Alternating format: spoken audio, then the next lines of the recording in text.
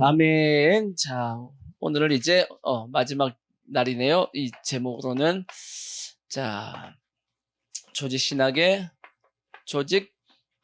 신학과 마귀의 관계, 마지막으로 종말론입니다. 종말론. 다시 복습을 하면 자, 첫 번째 서론, 그다음 본론이 있어요. 자, 두 번 신론이 있고, 자, 세 번째가 인간론, 네 번째가 기독론, 그 다음에 다섯 번째 구원론, 여섯 번째 교회론, 일곱 번째가 종말론입니다. 이 순서를 어떻게 외우냐면, 서론은 당연히 이제 서론부터 시작해서 하나님에 대해서, 그 다음에 인간에 대해서, 그 다음에 인간의 뒤에서 뭘 배운다 그랬죠? 죄에 대해서 배우기 때문에 죄 문제를 해결하기 위해서 누가 와야 돼요? 예수님이 와야 되잖아요. 이건 예수님에 대한 내용이고, 예수님 오셔서 하실 것이 구원이신데, 이 구원을 이루어 가신 분이 누구예요? 성령님이시고, 성령님께서 우리를 어디에 붙게 만드냐면 성령을 통해서 한 몸이 되게 만듭니다. 그러니까 이것이 이제 교회론입니다. 교회론 몸이 되게 만드시고, 그 다음에 이제 우리 인간의 종말은 두 가지를 크게 배웁니다. 인간의 종말과 인류의 종말. 그러니까 인간의 종말, 그 다음에 인류의 종말. 그러니까 인류의 종말은 뭘로 끝나죠? 예수님의 재림으로, 이제 지상 재림으로 끝난다고. 그래서 기본적으로 이제 배우는 것이 뭐냐, 종말론의 내용은 뭐냐면, 개인의 종말은 뭐냐, 육체의 죽음이죠. 우리가 개인의 종말은 육체의 죽음으로 끝나고, 육체의 죽음이 뭐냐, 우리의 육체와 우리의 영혼이 분리되는 것이, 그것이 육체의 죽음이다. 그 다음은 사람이 왜 죽죠? 죄 때문에 죽잖아. 죄의 형벌로서 죽는 것이고, 그 다음에 성도의 죽음은, 그러니까 세상 사람들의 죽음은 죄의 형벌로, 죄의 결과로 죽는 거지만, 이 성도는 약간 색깔이 다릅니다. 성도들은 우리의 신앙의 어떤 과정 중에 하나가 뭐냐면, 성화의 과정, 변화되어 가는 과정이 죽음입니다, 실제. 그래서 성도는 죽음을 두려워할 필요가 없습니다. 이것은 우리가 성화를 통해서 이제 영화로운 몸으로 변화되는 것이, 어떻게 보면 그것이 죽음이라고 볼 수 있고, 그럼 죽음은 어디에 가냐?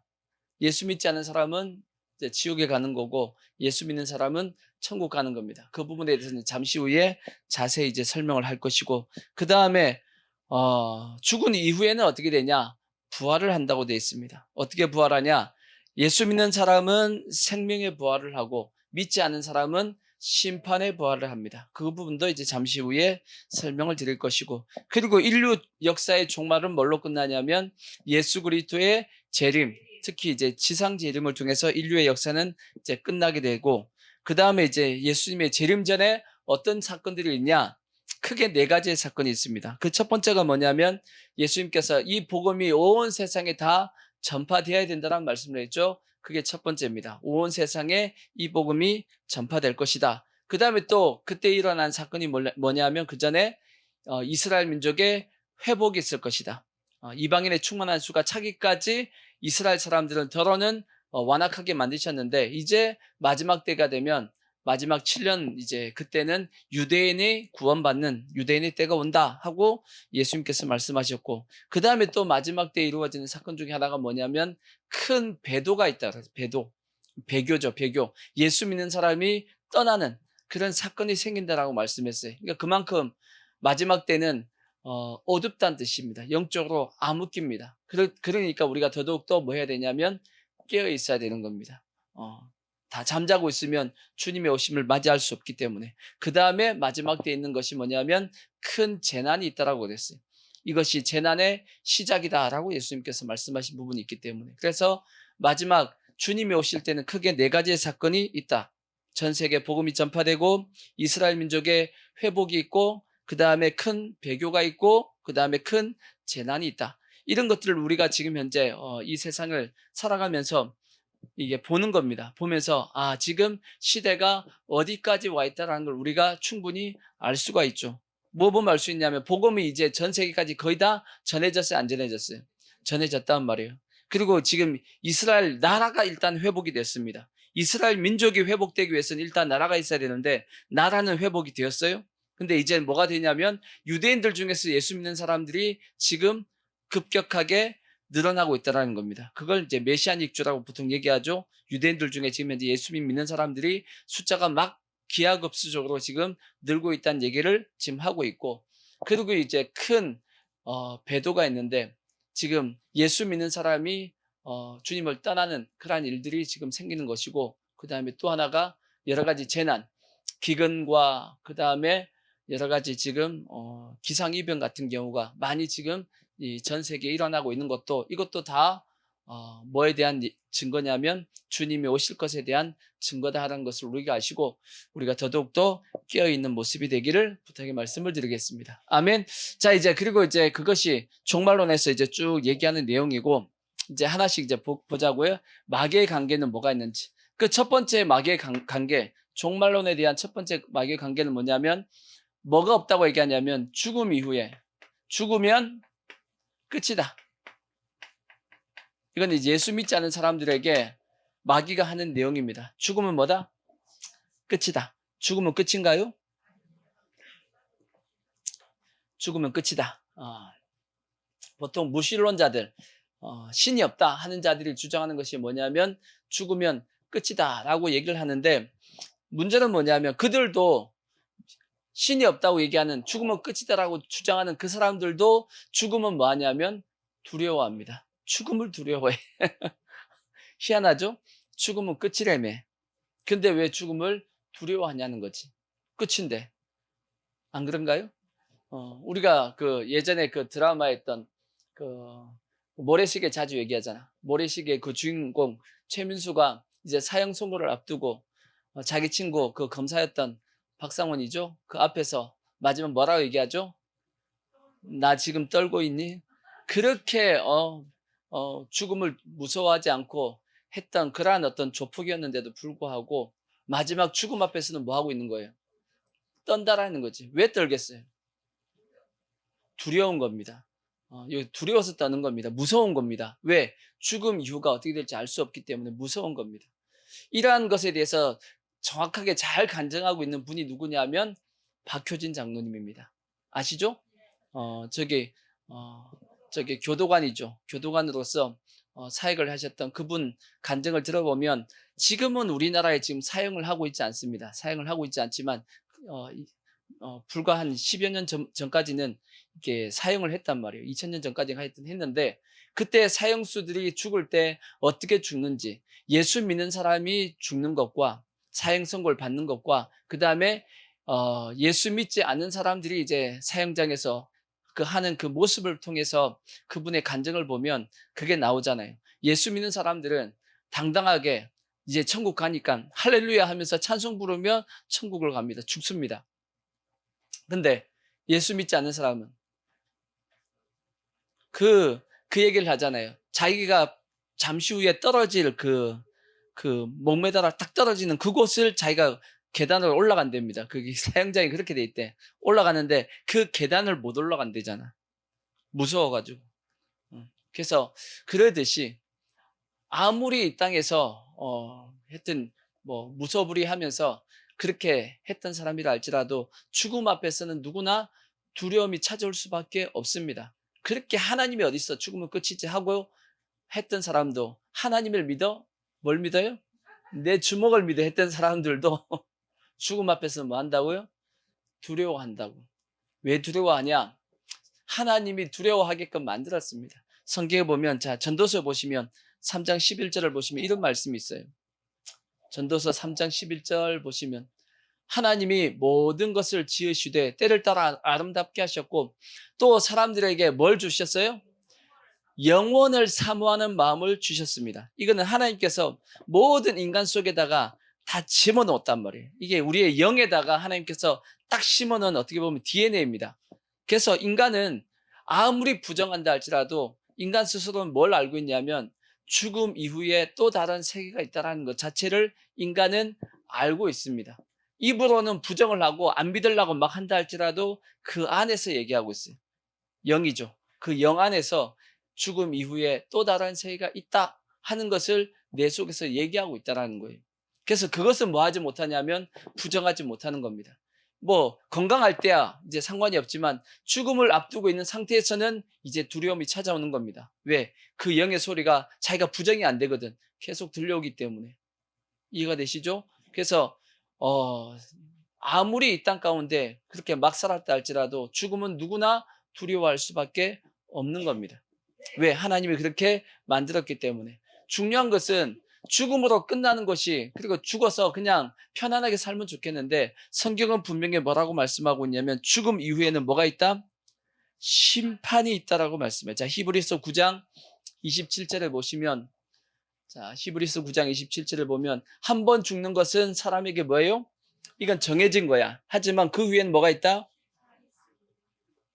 심판이 있다라는 게, 이게 문제인 겁니다. 심판 없이 죽으면 그냥 자는 것처럼 평안하게 그냥 있으면 얼마나 좋겠어. 근데 그게 아니고 죽음 이후에는 반드시 뭐가 있다? 심판이 있다. 근데 중요한 것은 예수 믿는 사람과 예수 믿지 않는 사람의 과정이 틀립니다. 자, 이것을 다시금 한번 설명을 드릴게요. 예수 믿는 사람은 죽으면 어디 가요? 이들은 어디냐 가냐면 낙원에 갑니다. 낙원에 이제 갑니다. 우리의 영혼은, 육체는 어디로 가냐면 이제 땅에 이제 뭐 화장을 한다. 요즘 다 화장하니까 화장을 하죠. 화장을 하고 어디로 가죠? 납골 땅에 들어갑니다. 우리의 육체는 납골 땅에 들어가고, 우리의 영혼은 어디로 가냐면 낙원으로 간다. 낙원에 가 있다가 이 낙원에 가 있는 이 영혼이 언제 다시금 이 땅에 오냐? 예수님께서 지상 재림할, 이제 공중 재림할 때, 예수님이 공중 재림을 하십니다. 공중 재림을 하실 때 이 낙원에 있는 사람들이 뭐 하냐면 부활합니다. 부활. 이들이 뭘 입냐면 부활의 몸을 입고 예수님이 오실 때 같이 오십니다. 아멘. 그때까지 살아있는, 주님이 공중 재림할 때까지 살아있는 사람은 어떻게 되죠? 그대로 가다가 같이 올라갑니다. 이걸 휴가라고 해요. 휴가합니다. 휴가. 들림을 받는단 말이에요. 이들도 부활체로 이제 휴가한단 말이에요. 몸이 호련히 변화가 되어서. 아멘. 그렇게 이제 여기서 이제 공중에서 만납니다. 공중에서 며칠 동안 몇 년 동안 있냐면 7년 동안 이제 공중에 있다가 7년이 마치고 나면 예수님께서 뭐 하시냐면 지상 재림합니다. 지상 재림을 하면 요때 같이 내려와서 그 다음에 어디로 들어가냐면 천년 왕국에 들어갑니다. 천년 왕국. 그리고 천년 왕국이니까 몇 년 동안 살아요? 천년 동안 예수님과 더불어 왕노릇하고, 이제 천년 왕국이 끝날 때 그 다음에 곡과 마곡의 전쟁이 있죠. 곡과 마곡의 전쟁이 있는데 뭐 이건 우리가 신경 쓸 내용이 아닙니다. 이거는 우리하고 전혀 상관이 없는 거다라고 되어 있기 때문에 상관이 없고, 왜냐하면 첫째 부활에 참여한 자는 뭐가 없다? 둘째 사망이 그들을 관여할 수 없다라고 말씀했기 때문에 우리하고 상관이 없습니다. 일단 우리는 뭐만 하면 되냐면 요때 구원받으면 됩니다. 아멘. 그리고 나서 이 곡과 마곡의 전쟁이 끝나면 뭐가 이 땅에 임하냐면 새 예루살렘 성이 임해요. 살렘성에 임하면 우리는 그곳에 들어가서 세세토록, 언제까지? 세세토록 예수님과 더불어 뭐 한다? 왕노릇 한다라고 이렇게 되어 있습니다. 요게 이제 예수 믿는 사람들이 가는 과정이에요. 우리는 그래서 이 땅에 주님이 오시기 전에 죽어서 낙원에 가 있든지, 낙원에 가 있다가 주님이 오실 때 같이 오든지, 아멘. 아니면 주님이 오실 때까지 끝까지 버티고 살아있다가 주님이 오실 때 들림 받든지, 둘 중에 하나 하면 이제 끝나는 겁니다. 아멘. 그러면 이것이 첫째 부활은, 자, 성경을 한번 보자고. 첫째 부활에 참여한 사람은, 자, 요한계시록에 보시면, 계시록 이거부터 보자고. 데살로니가 전서 4장 16절부터 보자고. 4장 16절부터 보시면, 자, 주께서 호령과 천사장의 소리와 하나님의 나팔 소리로 친히 하늘로부터 강림하시리니 그리스도 안에서 뭐한 자들? 이게 이제 그리스도 안에 죽은 자들이 누구냐면 낙원에 있는 사람들이 먼저 뭐하고 일어나고 먼저 부활의 몸을 입고 그 다음에 그 후에 우리 살아남은 자들, 살아있는 사람들도 그들과 함께 구름 속으로 뭐 했어요? 끌어올려. 이 끌어올려라는 단어가 한자로 뭐냐면 휴거라는 단어입니다. 끌어올려가 휴거라는 뜻이에요. 끌어올려 공중에서 주를 영접하게 하시리니 그리하여 우리가 항상 주와 함께, 그러니까 요 빛만 되어지면 그 다음부터는 항상 누구와 함께한다? 예수님과 함께하게 되어 있습니다. 그 다음에 고린도전서 15장 51절도 보시면 15장 51절도 보시면 보라 내가 너에게 비밀을 말하노니 우리가 다 잠잘 것이 아니오 마지막 나팔이니까 성경의 몇 번째 나팔이에요? 7번째 나팔 소리입니다. 7번째 나팔 소리에 순식간에 다 어떻게 된다고요? 호련이 다 변화된다. 호련이 변화된다라는 거예요. 우리의 이 육체가 갑자기 신령한 몸으로, 그 신령한 몸은 예표가 누구냐면 예수님입니다. 부활하신 예수님의 몸처럼 우리가 호련이 확 변화가 된다는 얘기예요. 그래서 다 잠잘 것이 아니요 마지막 나팔의 순식간에 호련이 다 변화되어 나팔 소리가 나며 죽은 자들이 뭘 입고 썩지 아니할 것으로 다시 살아나고 우리도 변화되리라. 그때 우리도 다 예수님의 몸처럼 부활의 몸처럼 변화가 된다라고 말씀하고 있는 것이고, 그 다음에 이제 요한계시록 21장을 보시면 자 20장을 보시면 20장 1절을 보시면 내가 봄에 천사가 무저갱의 열쇠를 큰 쇠사슬을 그의 손에 가지고 하늘로부터 내려와서 용을 잡으니 곧 옛뱀이요 마귀요 사탄이라 잡아서 1000년 동안 결박하여 어디에 집어넣고 무저갱에 던져 넣고 잠그고 그 위에 임봉하여 1000년이 차도록 다시는 만국을 미혹하지 못하게 하였는데 그 후에 반드시 잠깐 놓으리라 그렇게 말씀했죠. 그러니까 여기 언제냐면 천년왕국에 들어갈 때입니다. 천년왕국에 들어갈 때 마귀하고 그 쫄개들을 다 잡아갖고 어디에 집어넣는다고요? 무저갱에 집어넣는다고. 그래서 성경에 보면 예수님께서 이 귀신을 쫓아낼 때 2000년 전에 예수님께서 귀신을 쫓아낼 때 귀신들이 막 빌면서 뭐라 그래요? 우리를 무저갱에 보내려고 오셨냐고 그러잖아요. 근데 예수님이 지금은 아니다 그래요. 언제 보내니까 천년왕국 들어갈 때 보낼 거기 때문에 지금은 아니라 그래요. 그러니까 지금은 어디 가고 싶어? 짐승 속에 들어가 이렇게 얘기하셨지. 그러니까 그때도 귀신은 무서워가지고 어디 들어갈까봐 무저갱에 들어갈까 무서워했더라고 되어 있습니다. 그러니까 그게 보면 무저갱에 던져 넣어 잠그고, 근데 지금도 마귀는 지금 어디에 있냐? 무저갱에서 왕노릇 하고 있어요. 마귀는 지가. 근데 그러니까 무저갱은 인간의 지옥이 아니에요. 무저갱은 인간의 지옥이 아니고 저것은 마귀가 있는 곳입니다. 마귀가 있는 곳입니다. 자, 그래서 무저갱에 던져 넣어 잠그고 그 위에 임봉하여 1000년이 차도록 다시는 만국을 미혹하지 못하게 하였는데 그 후에는 잠시 반드시 잠깐 뭐한다? 놓는다. 그때 일어나는 것이 뭐냐면 곡과 마국의 전쟁입니다. 또 내가 보자들을 보니 거기 앉은 자들이 있어 쭉쭉 내려가서 여기 설명해 있는데 5절 그냥 넘어가자. 5절 그 나머지 죽은 자들은 그 1000년이 차이까지 살지 못하더라. 이는 뭐다? 첫째 부활이라. 여기에 참여한 자들은 첫째 부활인데 이 첫째 부활에 참여한 자들은 뭐가 있고 복이 있고 거룩하도다. 뭐가 없어요?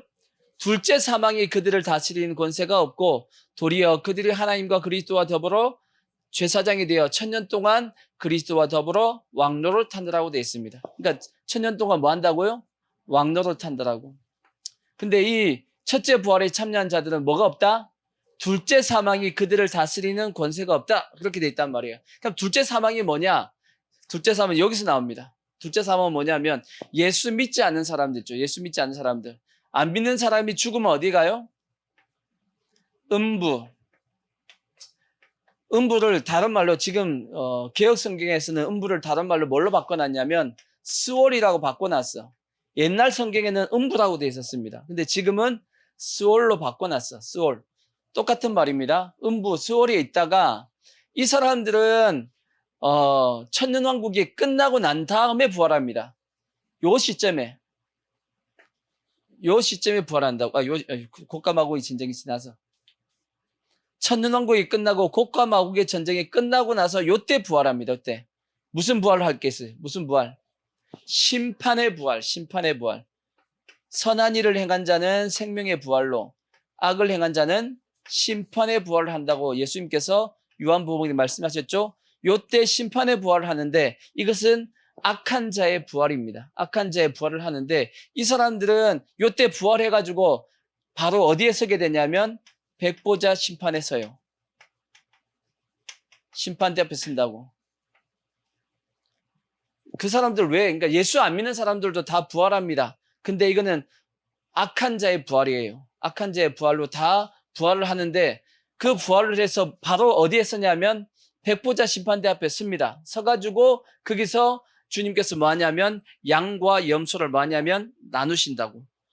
양은 영원한 천국에 들어가고 염소는 영영한 불에 들어가 지옥불로 이제 들어가는 겁니다. 그래서 요때 이제 부활한 사람들은 다 심판에 부활한 사람은 다 어디로 간다고요? 불못에 들어간 불못. 불못에 들어가고 누구도 불못에 그때 다 들어가냐? 마귀하고 그 쫄개들까지도 다 주님께서 다 싸봐가지고 다 어디로 집어넣냐면 불못으로 다 집어 던져버립니다. 그래서 자 7절 보시면 천년이 참에 사탄이 그 옥에서 놓여 나와서 땅의 사방 백성 곧 곡과 마곡을 미혹하고 모아 싸움을 붙이리니 그 수가 바다의 모래와 같으니라. 그들이 지면에 널리 퍼져 성도의 진과 사랑하는 성을 두름에 하늘에서 불이 내려와 그들을 태워버리고 또 그들을 미혹하는 마귀가 불과 유황못에 그러니까 마귀도 어디에 집어넣어져요? 불과 유황못 그러니까 불못입니다. 불못 그곳에 뭐 한다고요? 던져지니 거기는 누구도 있어요? 그 짐승과 거짓 선지자도 있어 세세토록 밤낮 괴로움을 받으리라. 또 내가 크고 뭘 봐요? 백보자, 그러니까 흰 보자와 그에 앉으신 이를 보니 땅과 하늘이 그 앞에서 피하여 간 데 없더라. 또 내가 보니 죽은 자들이 큰 자나 작은 자나 그 보좌 앞에 섰는데 책들이 펴 있고 또 다른 책이 펴졌으니 곧 생명책이라. 생명책이 있고 그 다음에 각 사람의 행위를 기록한 죽은 자들이 자기 행위를 따라 책들에 기록된 대로 심판을 받으니 생명책과 그 다음에 행위록이 있단 말이에요. 바다가 그 가운데 죽은 자들을 내어주고 다 내어준다는 얘기예요. 부활시킨다는 얘기예요. 사망과 음부도 그 가운데서 죽은 자들을 뭐하며 내주매 다 내어주는 겁니다. 이 심판대 앞에다가 다 내어준다고 부활시킨다고 내어주매 각 사람이 자기의 행위대로 뭘 받아요? 심판을 받고 사망과 음부도 다 들어서 다 어디에 집어넣어요? 불못에 던져지니 이것은 뭐다? 이것이 둘째 사망이야. 근데 아까 첫째 부활에 참여한 사람은 둘째 부활이 뭐 할 수 없어요? 관여할 수가 없다고 얘기했다고. 그러니까 우리는 이것과는 전혀 상관이 있다 없다? 불못과는 상관이 없습니다. 우리는. 그러니까 여기서 다 뭐 하면 돼요? 부활하면 됩니다. 구원 받으면 돼. 알겠죠? 그래서 누구든지 생명책에 기록되지 못한 자는 불못에 던져진다. 아멘? 그렇게 돼 있단 말이에요. 그러니까 우리는 예수 믿는 사람이 가는 코스하고 믿지 않는 사람이 가는 코스가 달라요. 우리는 반드시 위의 코스를 가야 돼. 아멘? 위의 코스를 따라가야 돼. 그러니까 절대 죽으면 끝이 아닙니다. 죽으면 끝 아니에요. 반드시 뭐가 있냐면 심판이 있습니다. 심판. 반드시 우리는 어디로 가야 되냐면 위의 코스로 가서 마지막 어디에 들어가야 돼요? 새 예루살렘 성에 들어가서 예수님과 함께 영원토록 세세토록 왕도를 타는 그러한 삶을 살아야 됩니다. 아멘. 자, 그래서 마귀가 죽으면 끝이다 라고 아무리 얘기해도 우리는 뭐라고 얘기해야 되냐면 죽으면 끝 아니요. 죽음 이후에는 뭐가 있어요? 심판이 있어. 반드시 뭐 해야 돼요? 예수 믿고 천국 가야 돼. 예수 믿고 천국 가야 돼. 이러한 모든 통칭, 낙원, 그 다음에 새 예루살렘성 그 모든 통칭을 다 뭐라고 하냐면 그걸 천국, 반대로 음부, 수월, 불못 이걸 통칭 전체 통칭을 뭐라 그래요? 그걸 지옥이라 그런 겁니다. 그냥 천국과 지옥이라고 얘기하는 것이 그런 겁니다. 그래서 절대 죽으면 끝이다라는 마귀의 관계에 속으면 안 됩니다. 이거는 예수 안 믿는 사람을 얘기하는 거고 그 다음에 이제 두 번째 예수 믿는 사람들한테 마귀가 끊임없이 관계를 펼치는 게 뭐냐면 그건 뭐냐면 세상을 위해 살게끔 세상을 위해 살라는 거지. 살라. 누가? 예수 믿는 사람이 예수 믿는다 할지라도 뭘 위해 살지 말고 하나님 나라를 위해 살지 말고 뭘 위해 살라고요? 세상을 위해서 살라고 끊임없이 마귀가 믿는 성도들에게 미혹하는 겁니다. 절대 그래서 우리는 세상을 위해 살면 안 되겠죠? 아멘. 그러기 위해서는 절대 우리는 세상을 뭐 하면 안 되냐면 세상을 사랑하면 안 돼. 절대 세상을 사랑하면 안 돼. 근데 성경에 보면 열심히 주를 위해 살다가 세상을 사랑해서 세상을에게 나갔던 사람이 있다라고 성경이 말씀합니다. 그 대표적인 사람이 누구냐면 데마야, 데마. 들어봤어요? 데마. 자, 디모데후서 4장 10절을 보시면 이런 말씀이 있어요. 데마는 이 세상을 사랑하여 나를 버리고 데살로니가로 갔고라고 되어 있습니다. 디모데후서니까 누가 썼어요? 디모데가 썼어요? 자, 디모데, 사도 바울이 마지막 쓴 서신이 이제 디모데후서인데 사도 바울과 함께 사역을 했던 사람입니다.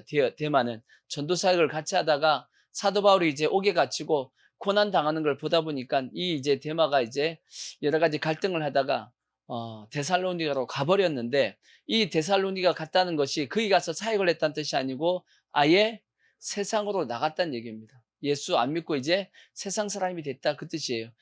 그래서 사도 바울이 얘기하길 데마는 어디를 사랑해서 세상을 사랑하여 나를 버리고 데살로니가로 갔다라고 이제 얘기합니다. 절대 데마와 같이 세상을 뭐 하면 안 되냐면 사랑하면 안 됩니다.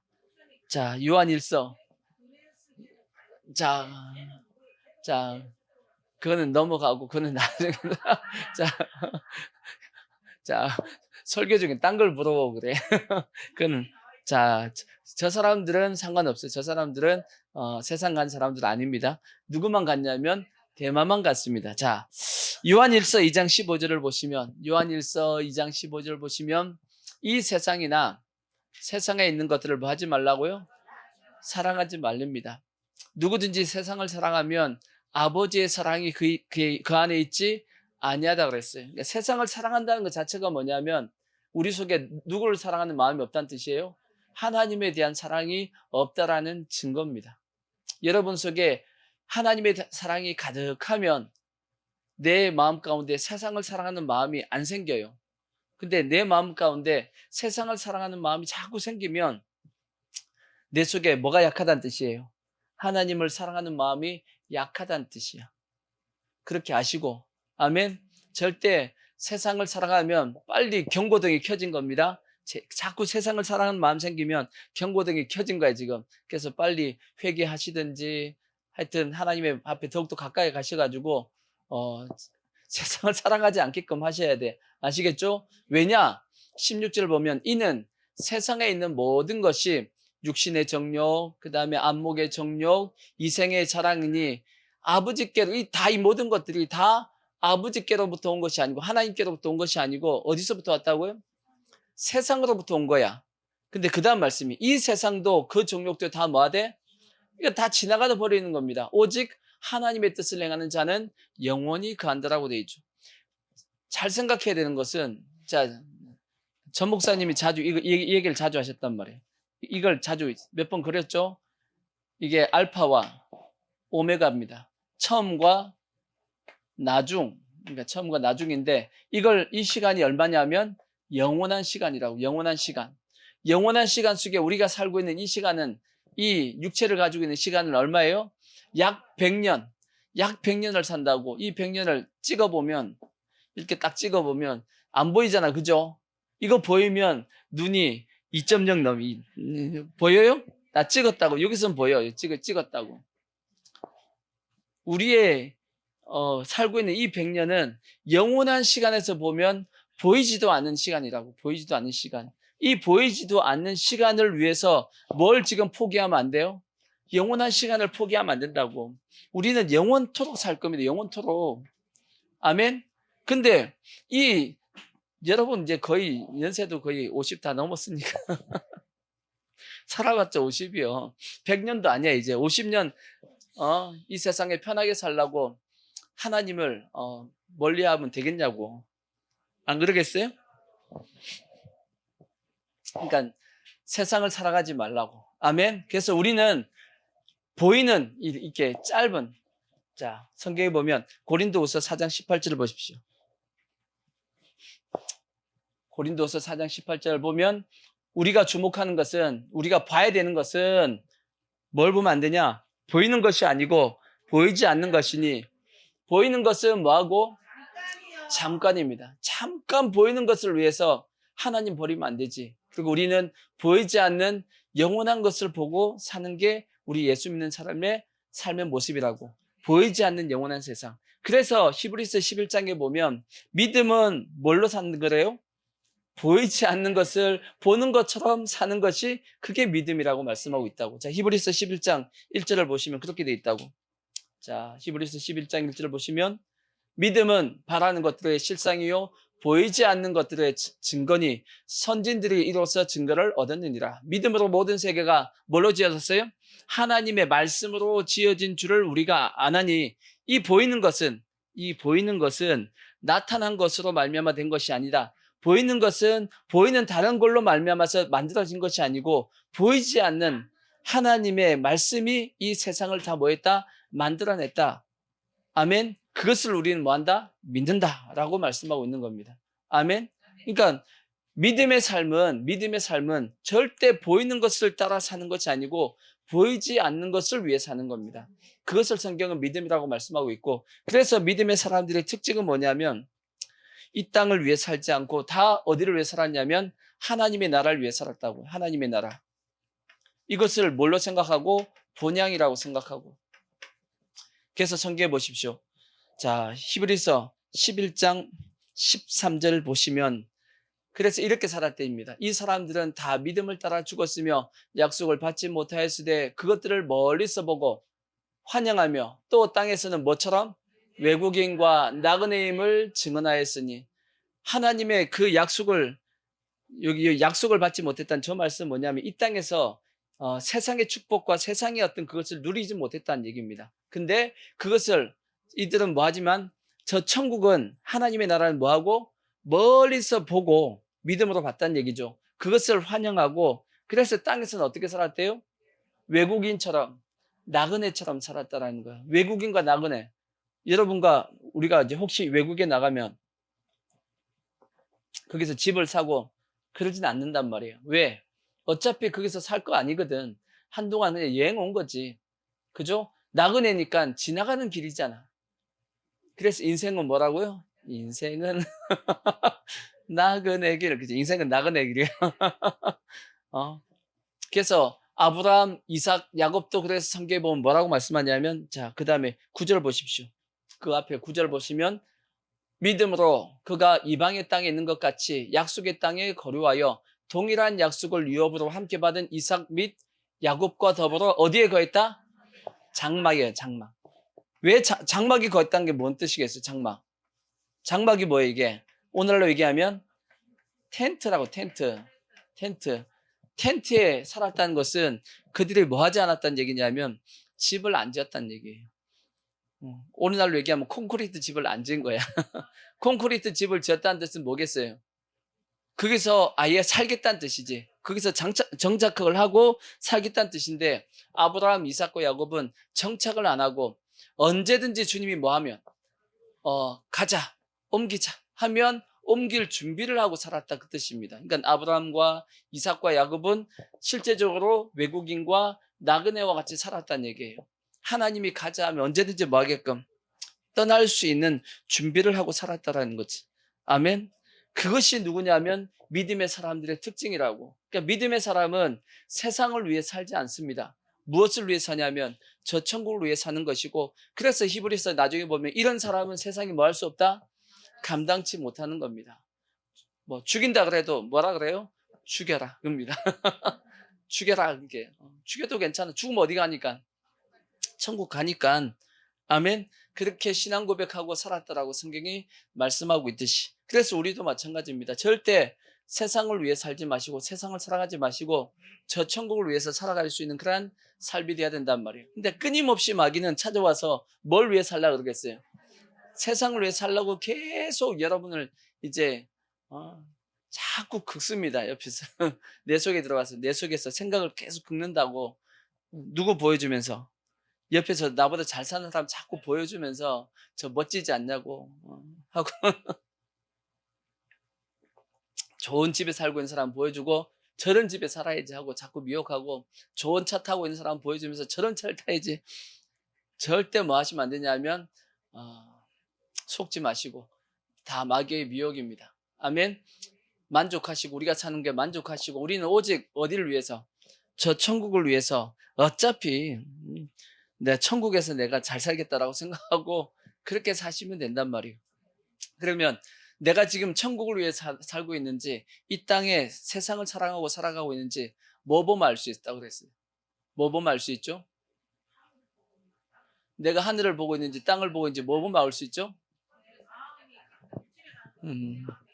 내 보물을 어디에 넣어뒀냐를 보면 알 수 있다고 그랬어요. 내 보물을 하늘에 쌓아둔 사람은 내 보물이 있는 곳에 내 마음이 있다고 말씀했듯이 보물을 하늘에 쌓아둔 사람은 계속 뭐 보냐면 하늘을 본단 말이에요. 왜? 거기에 뭐가 있으니까. 내 보물이 거기 있으니까. 내 땅에다가 보물을 이제 쌓아둔 사람은 계속 땅을 쳐다본단 말이에요. 그러니까 땅에다가 자꾸 보물을 쌓아두려고 하지 마시고 어디에다가? 하늘에다가 자꾸 보물을 쌓아두려고 노력을 하셔야 됩니다. 아멘. 그러면 나도 모르게 어딜 보냐면 천국 봅니다. 그러니까 보물을 땅에다 쌓아두고 지금 한국교회 성도들 어떻게 보면 보물은 땅에다가 다 쌓아두고 자꾸 생각은 천국 봐야지 천국 봐야지. 맞아요? 이렇게 보다가도 이렇게 봐 이렇게 이렇게 보다가 이렇게 다시 본다고 이렇게. 한국교회 성도들의 지금 모습이라고. 이걸 어디에 쌓아둬야 돼요? 천국에다 쌓아둬야 된단 말이에요. 그렇다고 교회 헌금하라는 얘기가 아니고 여러분의 삶 가운데 천국을 위해서 여러분이 투자하시라고. 그 천국 아까도 말씀드렸지만 천국은 침노하는 자의 것입니다. 침노할 곳은 많아요. 그러니까 주를 위해서 우리가 살아간다라면 계속 저 천국을 보고 살아갈 수 있다고. 아멘. 그래서 절대 세상을 위해서 살라고 하는 마귀의 그 미혹, 그 관계에 속지 말길 바랍니다. 아멘. 그다음 세 번째가 이제 뭐냐? 마귀의 이제 이 종말론에 대한 이 마귀의 관계가 뭐냐면 세 번째가 뭐냐면 뭐가 없다고 자꾸 얘기하냐면 예수님의 재림이 없다고 자꾸 얘기해요. 재림이 뭐하다? 없다. 누가 자꾸 얘기하냐면 마귀가 자꾸 그렇게 얘기한단 말이에요. 근데 이걸 또 누가 또 얘기하냐? 신학교에서 다 이렇게 얘기해요. 심각한 거예요, 지금. 아주 심각합니다. 신학교에서 지금 다 가르친 게 뭐냐면 우리가 이제 이 종말론을 배우다 보면 예수님의 재림에 대한 여러 가지 이제 견해가 나옵니다. 그 견해가 뭐가 있냐면 들어봤을 거예요. 무천년설 이렇게 들어봤을 거예요. 무천년설. 그 다음에 후천년설 이런 게 있습니다. 후천년설. 그 다음에 전천년설 이런 게 있어요. 들어봤어요, 이런 거? 들어본 분들은 그나마 이제 신앙생활 좀 하신 분이고 저게 뭐요? 하신 분들은 전혀 모르시는 분들이고. 이게 뭔 뜻이냐면 예수님이 언제 재림하시냐? 후천년설은 뭐냐면 천년이 지난 뒤에 예수님이 재림하신다. 그게 후천년설이에요. 전천년설은 뭐냐? 천년이 있기 전에 예수님이 뭐 하신다? 재림하신다 하는 게 전천년설이고. 그러면 무천년설은 천년왕국이 없다. 천년왕국이 뭐하다? 없다. 하니까 천년왕국도 없으니까 뭐도 없다? 예수님의 재림도 없다. 이게 무천년설입니다. 근데 신학교에서 뭘 가르치냐면 무엇을 정설 이 셋 중에 뭐가 진짜 성경적이다라고 가르치냐면 신학교에서는 이것이 정설로 가르칩니다. 이걸 정설로 가르쳐. 누가? 지금 현재 대다수의 한국의 신학교에서. 심각합니다. 그러니까 여러분 목회자들 믿기 힘들어 지금. 신학생들 믿기가 힘듭니다 지금. 지금 신학교 졸업하면 전부 다 뭘로 믿고 나오냐면 예수님이 재림 안 해. 이렇게 받아들이고 나옵니다. 신학교생들이. 심각하죠? 심각한 거예요 지금. 뭐 총신 장신 할 것 없이 지금 대다수의 한국교회 신학 교수들이 다 주장한 게 뭐냐면 무천년설이라고. 그리고 우리는 뭐냐면 우린 뭘 믿냐면 전천년설을 믿잖아요. 우리가 믿는 전천년설은 요 앞에다가 다른 게 하나 더 붙어 있어요. 뭐라 그러냐면 세대주의적 전천년설, 보통 우리가 그렇게 얘기합니다. 우리가 보통 한국교회 이제 기존에 보통 성경 그대로 믿는 사람, 이 세대주의라는 뜻이 뭐냐면 문자 그대로 그 뜻입니다. 문자 그대로. 뭐예요? 성경에 기록된 그대로 믿는 사람을 뭐라 그러냐면 세대주의자라 그럽니다. 근데 우리가 제일 처음에 이 조직 신학할 때 서론에서 뭘 배웠어요? 서론. 뭐라 그랬어요? 성경은 정확무오한 하나님의 말씀이다라고 배웠잖아. 그죠? 정확무오한 하나님의 말씀이니까 성경은 문자 그대로 믿어야 돼요? 아니면 내가 내 마음대로 믿어야 돼요? 문자 그대로 믿는 게 맞는 거야. 근데 문자 그대로 믿는 게 맞는데 그걸 뭐라고 얘기한다고요? 세대주의라고 얘기한다고. 근데 이 세대주의를 아주 꼴통 보수라고 얘기하면서 그게 더 보수가 나옵니다. 극단적 보수라고 얘기합니다. 이 세대주의자들을. 이게 보통 근본주의자들인데 우리는 저들이 보기에는 뭐냐면 꼴통 보수예요. 이거는 세상에서 좌파 우파 그 꼴통 보수가 아니고 신학적인 부분에서도 우리가 꼴통 보수야. 왜? 어떻게 성경 그대로 믿냐? 이렇게 얘기를 해. 아니 그러면 성경 그대로 믿지 성경을 내가 바꿔서 믿냐고. 근데 오늘날 전 세계 신학이 그렇게 조롱한다는 얘기예요. 어떻게 성경 그대로 믿어? 그건 은유적인 표현이지 예수님의 재림은 없어 하고 얘기하는 것이 지금 이제 전 세계적인 한국교회도 다 그게 속해요. 한국교회, 신학교회도 그렇게 다 가르친다고 지금. 그러니까 한국교회가 신앙이 제대로 되겠냐고. 신학이 다 무너졌는데. 근데 지금 마귀의 그 관계에 다 그냥 푹 빠져 있는 겁니다. 심각하죠? 심각한 거예요, 지금. 그래서, 신학생들, 그리고 이제 그 신학생들이 이제 나와서 목회자가 되잖아. 목회자가 예수님의 재림을 안 믿는데 성도들이 예수님을 믿겠냐고. 예수님의 재림을. 믿겠어요? 안 믿지. 그래서 한국교회에서 지금 예수님이 재림한다 그러면 다들 이상하게 쳐다본다고. 저는 이단이 아닌가 이렇게. 지금 예수님의 재림을 한국교회에서 얘기해요 못해요? 얘기 안 한단 말이에요. 목사님들이 그런 얘기 안 해. 예수님이 재림한다는 얘기 안 해. 재림한다 얘기하면 이상한 사람처럼 쳐다본다고. 근데 성경에도 분명히 그렇게 돼 있어요.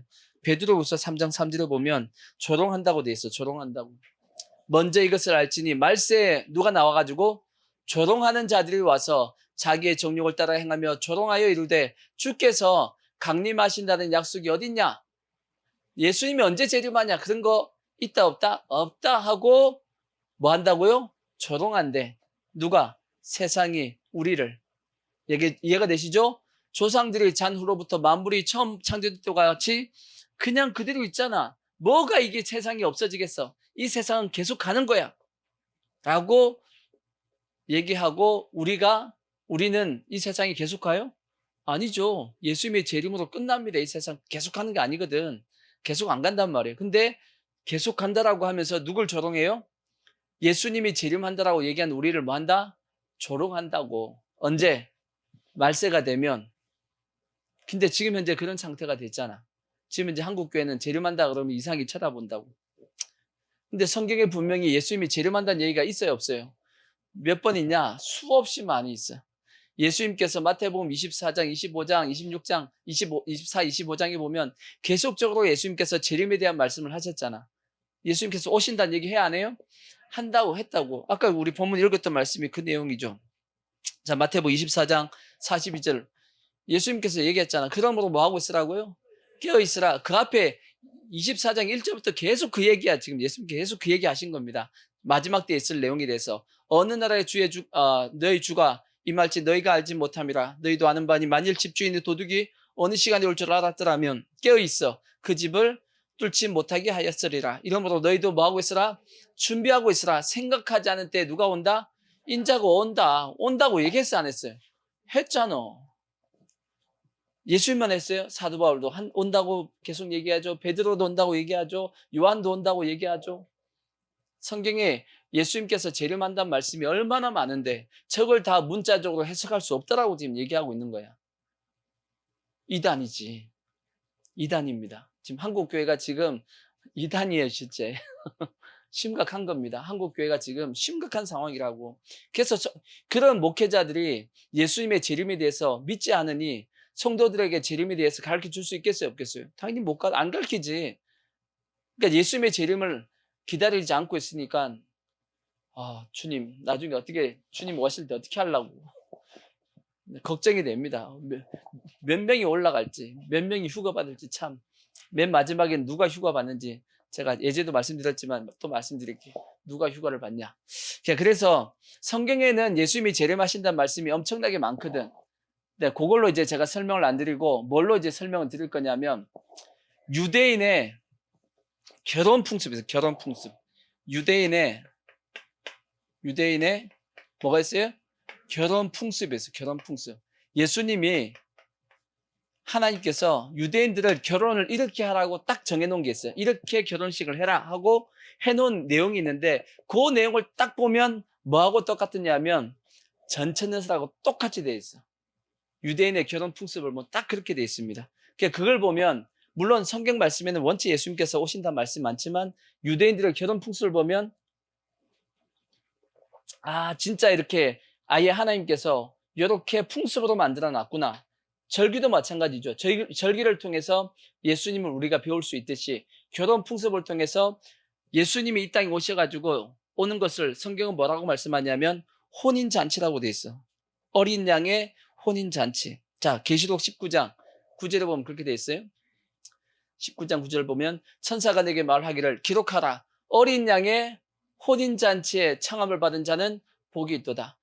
주님이 재림하여 오시는 것을 뭐라고 비유했냐면 성경에 보면 혼인잔치다. 예수님의 혼인잔치다라고 말씀했듯이 그래서 유대인의 결혼 풍습, 혼인하는 풍습을 딱 보면 예수님이 이러한 과정을 통해서 오시겠구나 하는 것을 정확하게 알 수가 있어요. 유대인의 결혼 풍습은 5가지입니다. 첫 번째가 뭐냐면 정혼. 그 다음에 두 번째가 뭐냐면 정혼 기간입니다. 정혼 기간이 있고 그 다음에 세 번째가 뭐냐면 밤중에 누가 온다? 신랑이 옵니다. 왜 밤중에 오냐? 이 밤중은 뭐냐면 영적으로 보면 어두운 시기에 온다 그 뜻이에요. 그러니까 깨어 있어야 되고 그러니까 밤중에 오니까 뭘 들고 있어야 돼요?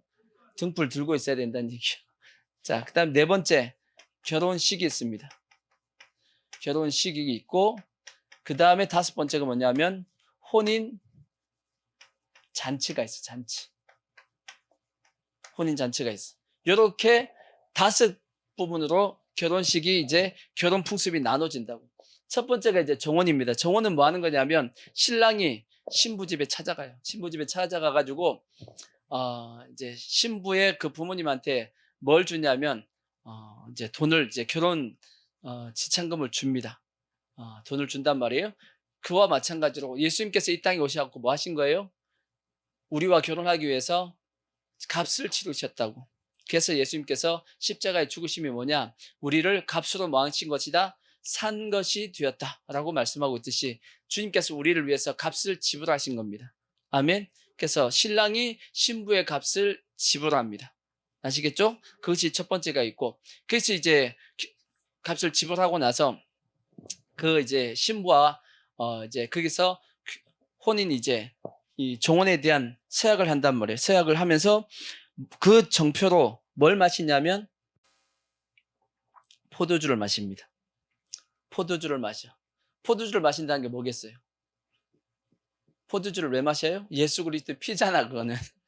예수 그리스도의 피를 예표하는 포도주를 신랑과 신부가 이제 증표로, 정혼의 증표로 이제 마시고 되고, 그 다음에 그때부터 뭐가 성립이 되냐면, 혼인이 이제 성립이 됩니다.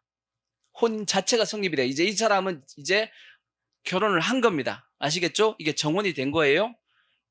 이해가 되시죠? 그리고 이제 신랑은 그렇게 하고 나서 다시금 돌아와야 돼. 자기 아버지 집으로 돌아가는데 그 사이에 뭘 하냐면 그 자기 신부에게 증표를 줍니다. 증표를 딱 주면서 뭘 하다 그러냐면 이 증표를 보면서 내가 다시 올 때까지 자신의 순결을 지키라고 얘기합니다. 그 증표를 주는데 그 증표는 이제 뭔지 모르지만 영적으로 보면 그 증표를 우리에게 주셨죠. 예수님께서 이 땅에 오셔가지고 승천에 올라가시면서 우리에게 두 가지를 주셨어요. 두 가지. 하나가 뭐냐면 말씀, 성경을 주셨고 또 하나를 뭘 주셨어요? 성령을 주셨어요. 이걸 선물로 주셨단 말이에요. 선물로 주고 나서 이제 그 신부는 요거 보면서 뭘 지켜야 된다고요? 자신의 순결함을 지켜야 됩니다. 이것이 뭐냐면 정원 기간에 제일 좀 정원할 때 이루어지는 일이에요. 그러니까 신랑이 신부 집에 가서 이렇게 하고 이제 정원 증표를 주고 이제 다시 자기 집으로 돌아간단 말이에요. 돌아가서 이제 정원 기간이 있습니다. 돌아가서 뭐 하냐? 신랑은 돌아가서 뭐 해야 돼요? 신부와 살 집 처소를 준비하는 겁니다. 처소를 준비한다. 그러니까 성경에 보면 예수님이 처소를 예배하러 간다고 했어요, 안 했어요? 했다고. 자, 요한복음 14장 1절을 보시면 자, 너희는 마음에 근심하지 말라. 하나님을 믿으니 또 나를 믿으라. 내 아버지 집에 거할 곳이 많도다. 그렇지 않으면 너희가 일렀으리라. 내가 너희를 위하여 거처를 예비하러 가노니 가서 너희를 위하여 거처를 뭐 하면? 예비하면 다 내가 예비하고 나면 내가 다시 와서 너희를 내게로 영접하여 나 있는 곳에 너희도 있게 하리라. 똑같습니다. 신랑이 아버지 집에 가가지고 거기서 이제 뭘 하냐면 그 부인과 자기 처와 살 집을 예배한단 말이에요. 예배 놓고 그것이 예배가 다 끝나면 다시금 어디 오냐면 신부의 집으로 이제 신부를 데리러 찾으러 가는 겁니다. 아멘. 유대인의 풍습이 그렇게 돼 있어요. 그래서 그 신랑이 이제 가서 약 1년입니다. 약 1년이랍니다. 약 1년 동안.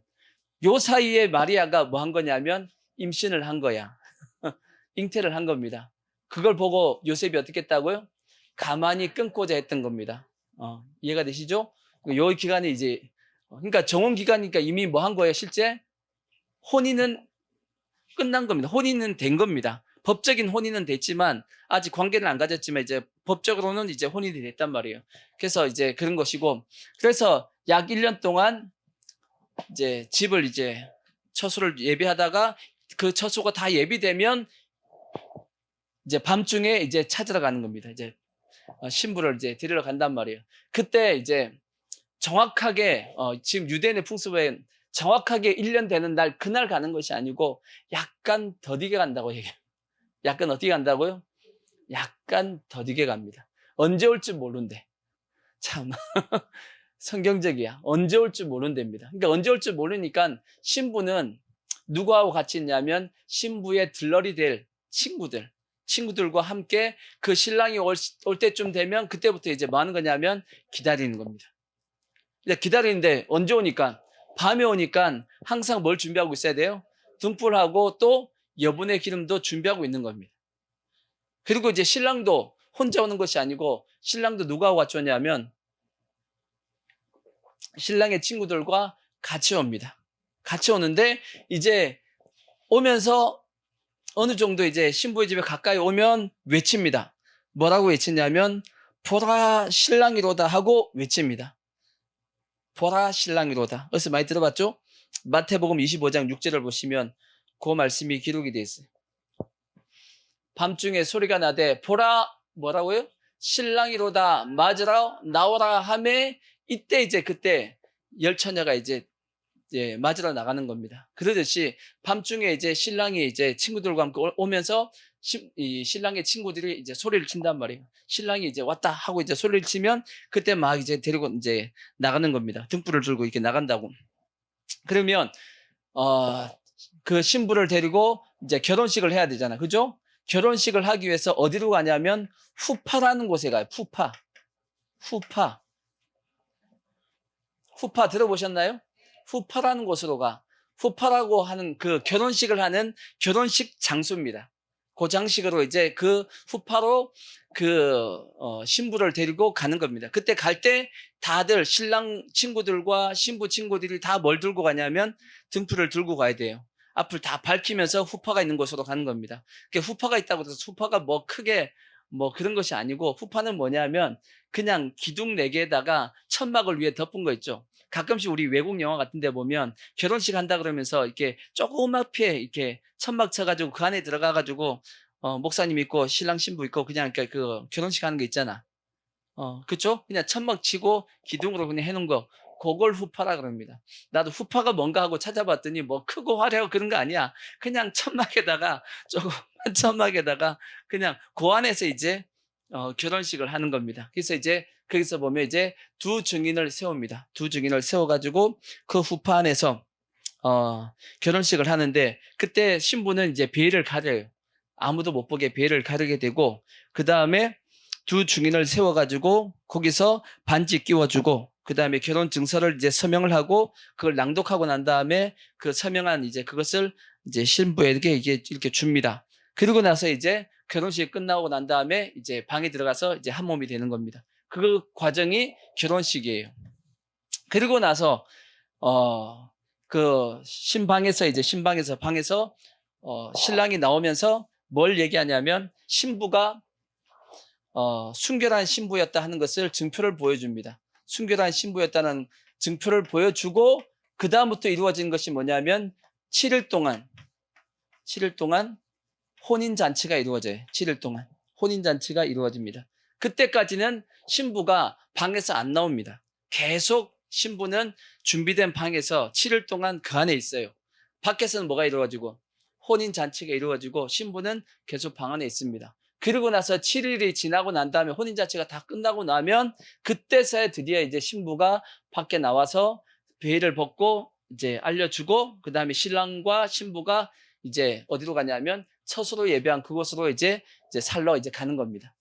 이것이 유대인의 결혼 풍습이에요. 그러니까 쭉 보면 뭐하고 똑같느냐 하면 전천열설 내용하고 똑같습니다. 그래서 예수님이 지금 어디까지 가 계신 거예요? 지금 처소를 예배하러 갔잖아. 처소 예배하러 갔잖아. 그죠? 주님이 이제 처소가 다 예배되면 온다 그랬잖아. 올 때가 됐죠? 올 때가 됐으니까 우리는 뭐 하고 있어야 돼요? 우리는 예수님의 신부로서도 준비해야 되고 들러리로서도 준비하고 있어야 됩니다. 신부로서 뭐 하고 있어야 돼요? 신부는 뭐 하고 있어야 돼요? 순결한 신부가 돼 있어야지. 순결한 신부로서 준비하고 있어야 되지. 뭘 보면서? 성경과 그 다음에 성령을 통해서 우리의 신앙을 지켜야 된단 말이에요. 순결을 지키고 있어야 된다고. 그 다음에 신부의 친구들은 뭐 하고 있어야 돼요? 신부와 함께 같이 지켜주면서 신랑을 기다리고 있어야지. 그때 뭘 준비하고? 등불과 그 다음에 등불에 쓸 그 기름, 여분의 기름을 준비하고 넉넉하게 준비하고 기다리고 있어야 되는 거예요. 아멘? 그러면 신랑이 이제 오시겠죠. 빵빵빵 하고 온다고. 고린도전서에 아까 읽었던 것처럼 마지막 나팔 소리와 함께 누가 오세요? 예수님께서 오신단 말이에요. 오시면 처음에는 공중재림하신다고. 공중재림했을 때 우리가 이제 다 끌어올려 이제 휴거가 돼서 공중에서 7년 동안 혼인잔치를 하게 되고, 그리고 나서 이제 7일 지나고 난 다음에 지상으로 예수님께 재림하실 때 어디에 들어가냐면 천년왕국에 들어간단 말이에요. 그 과정을 우리가 쭉 겪게 되는데, 지금 현재 우리는 어디 가 있냐면 정원 기간의 거의 끝 지점에 와 있잖아. 그죠? 우리는 끝 지점에 와 있으니까 뭐 하고 있으면 돼요? 순결한 신부로서 깨어 있어야 될 것이고, 그 다음에 기름 등불하고 여분의 기름을 뭐 하고 있어야 돼요? 준비하고 있어야 된다고. 아멘. 그러면 주님이 보라 신랑이로다 하고 빵빵빵 하고 나팔 소리가 나면 그때 뭐 하면 돼요? 주님을 기쁘시게 맞이하면 되는 거야. 아멘. 그러면 되는 거지. 근데 분명히 유대인의 결혼 풍습을 본다 할지라도 예수님이 재림하신다는 얘기가 맞아요, 틀려요? 맞잖아. 이거 딱 맞단 말이에요, 지금. 근데 왜 아니라고 그래? 왜 예수님이 또 안 온다 그래? 온다고 예수님께서 분명히 아까 요한복음에도 처소가 다 예배하면 내가 너희를 데리러 간다 했어, 안 했어요? 했잖아. 예수님께서 간다고 그렇게 얘기해도 왜 안 믿냐고. 결론적으로 네 번째 결론적으로, 그럼 누가 휴거 받을까? 휴거 받아야 될 거 아니야, 그죠? 누가 휴거를 받죠?